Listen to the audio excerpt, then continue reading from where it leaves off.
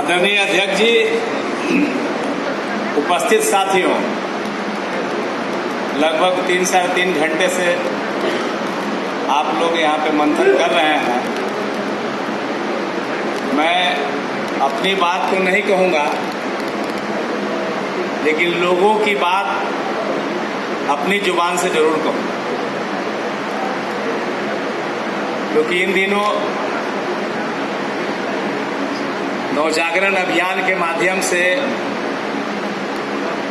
पूरे बिहार के अपने समाज के लोगों से संवाद करने का अवसर हम लोगों को मिला।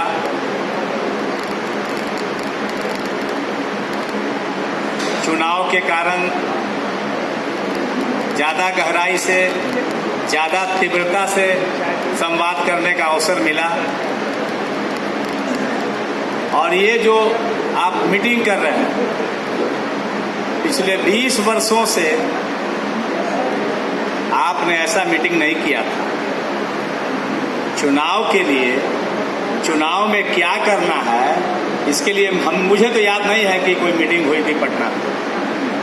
ये पहली मीटिंग हो रही है कि चुनाव में क्या करना। आवश्यकता नहीं थी, नेता का फरमान था, हम लोग पालन करते थे। कभी उधर उधर झांकने देखने की बात ही नहीं होती थी। लेकिन आज आप मीटिंग कर रहे हैं, इसका मतलब कि परिस्थितियों में बदलाव हुआ है और परिस्थितियां आपको मजबूर किया है कि आप बैठ के कुछ विचार विमर्श करें और कुछ निर्णय तक जाएं।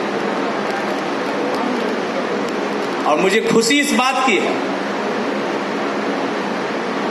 कि जो भावना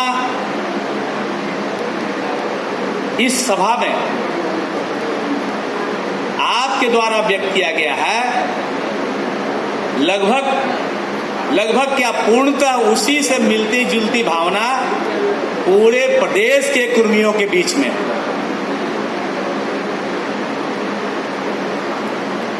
नेतृत्व के प्रति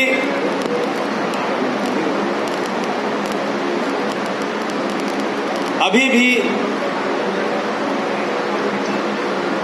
काफी विश्वास है।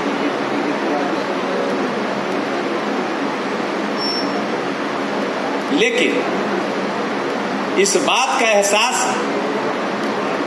और चिंता हर समाज के हर व्यक्ति को है कि नेतृत्व तो हमारा अस्वस्थ हो चुका है, नेतृत्व तो हमारा बुजुर्ग हो चुका है और हम लोगों को नए सिरे से, नए परिस्थितियों के अनुसार सोचना चाहिए और उसके लिए प्रयास करना चाहिए।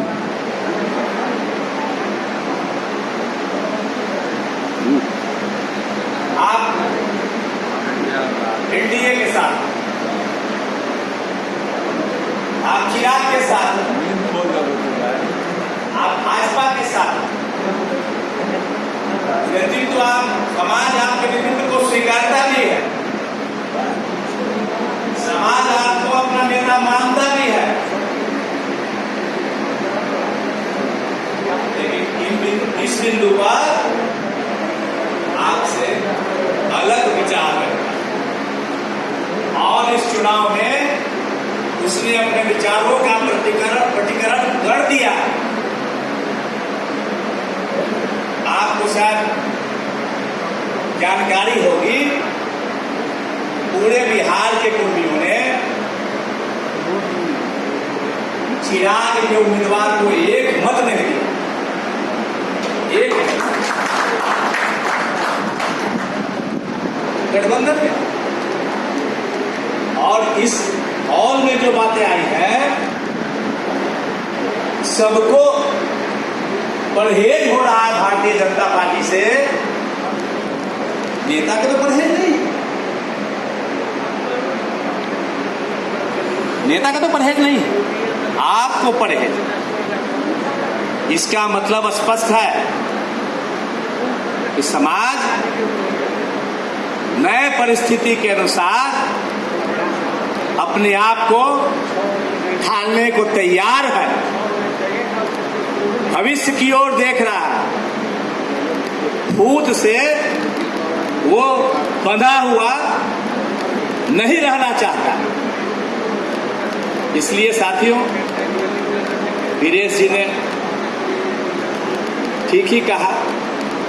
हम लोग अभियान, हम लोग ने 3-4 साल से इस आने वाली जो परिस्थिति है, आज जो हम लोग एक चौराहे पे आके खड़ा हो गए हैं, शून्य की आगे देखते हैं तो शून्य दिखाई दे रहा है। इस बात का अंदेशा हम लोगों को 3-4 साल पहले होने लगा और हम लोग सोचते भी थे कि कुछ होना चाहिए, कुछ करना चाहिए, नहीं कर पाए। कई बातें थी। 1 साल पहले हम लोगों ने शुरू किया और उस समय हम लोगों ने आशंका व्यक्त की थी कि हम लोग लेट कर दिए हैं। आज इस बात की पुष्टि हो गई कि हम लोगों ने बहुत लेट कर दिया।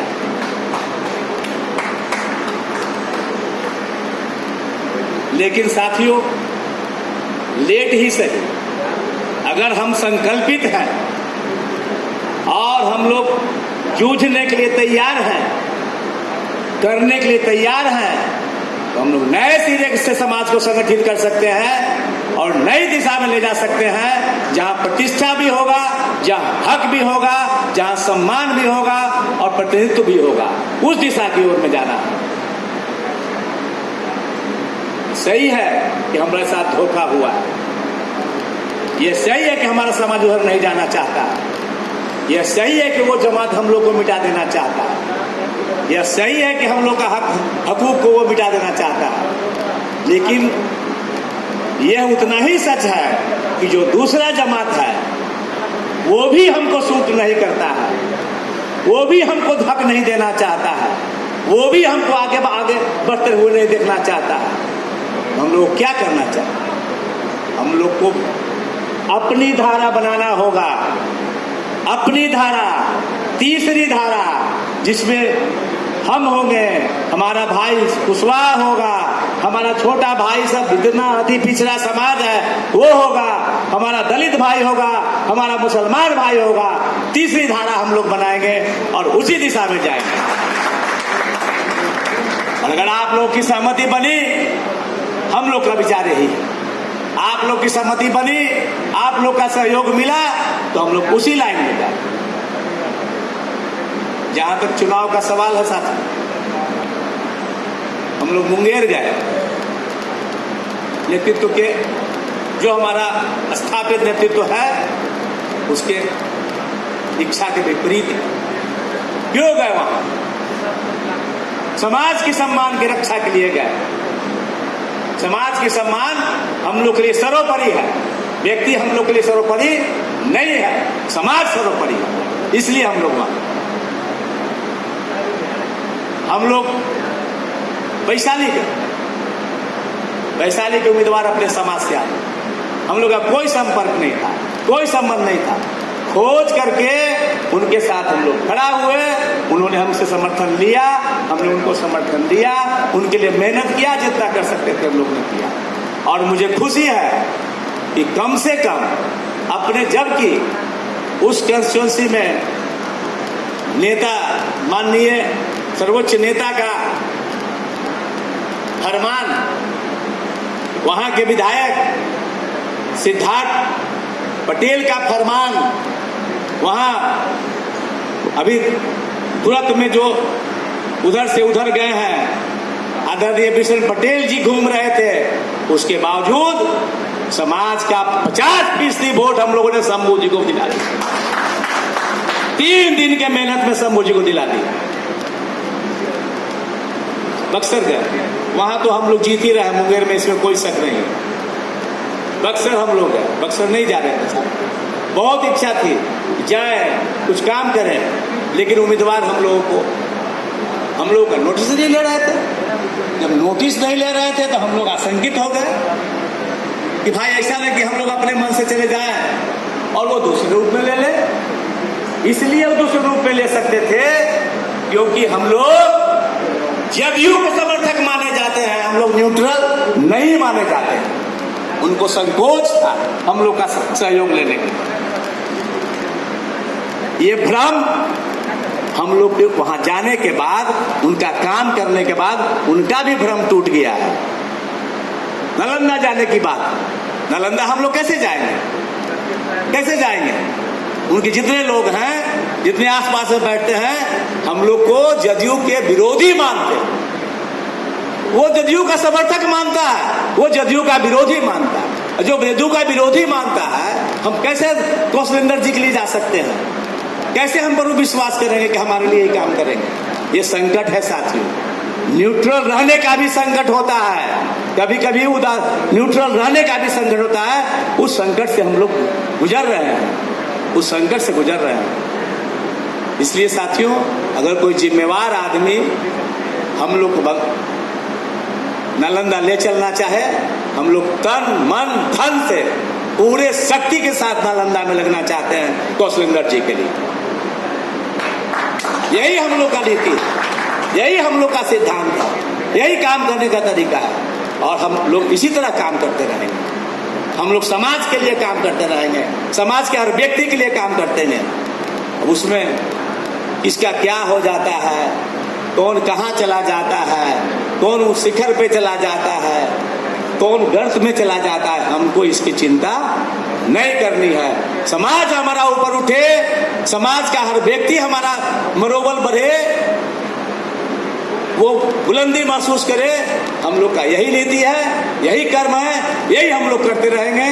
बस इतनी बात, लोगों की जो बात है, मैं अपनी जुबान से कहा हूँ, मैं अपनी बात नहीं रखा। अब इस प्रस्ताव है इस मीटिंग का, मैं पढ़ दे रहा हूँ, शायद आप सहमत हो। आप लोग के विचारों के अनुरूप ही बनाया गया है। बैठक में आम सहमति बनी कि जदयू का बीजेपी से गठबंधन रहते हुए 2020 के चुनाव में जदयू को षड्यंत्रपूर्ण तरीके से कमजोर करने की कोशिश की गई। उसकी लगातार जदयू को कमजोर करने की कोशिश की जाती रही है। जदयू को अस्तित्व में बने रहने के लिए बीजेपी को कमजोर होना जरूरी है, ऐसा आप लोग महसूस करते हैं। अतः निर्णय लिया गया कि हम लोग बीजेपी का समर्थन किसी परिस्थिति में भी नहीं करें। हमें लवकुश समीकरण को मजबूत करना है ताकि आगे आपसी तालमेल से अन्य दलित पिछड़ों को जोड़ते हुए अपनी आगे की रणनीति को मजबूत कर सकें और अपने लिए भी जगह बना सकें। यही प्रस्ताव है। आप लोग सहमत हैं? सब लोग ध्वनि मत से सब लोग हाथ उठाइए। प्रस्ताव पारित हुआ। धन्यवाद। मीटिंग भी समाप्त की जाती है।